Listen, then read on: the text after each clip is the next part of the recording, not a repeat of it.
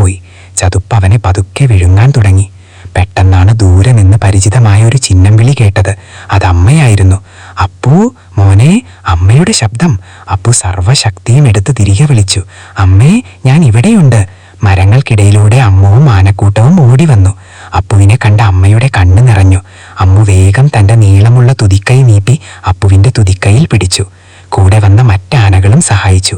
എല്ലാവരും ചേർന്ന് വലിച്ച് വളരെ കഷ്ടപ്പെട്ട അപ്പുവിനെ ആ ചതുപ്പിൽ നിന്ന് കരയ്ക്ക് കയറ്റി.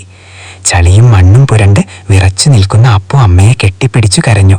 അമ്മേ, എന്നോട് ക്ഷമിക്കണം. ഞാൻ ഇനി ഒരിക്കലും അമ്മയെ അനുസരിക്കാതിരിക്കില്ല. മുതിർന്നവർ പറയുന്നത് നമ്മുടെ നന്മയ്ക്കാണെന്ന് ഞാൻ മനസ്സിലാക്കി.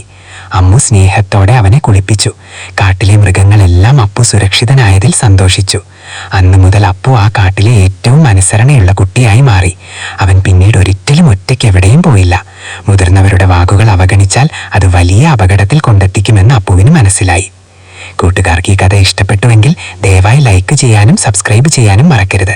അടുത്തൊരു മാന്ത്രിക കഥയുമായി വീണ്ടും കാണാം. ടാറ്റാ.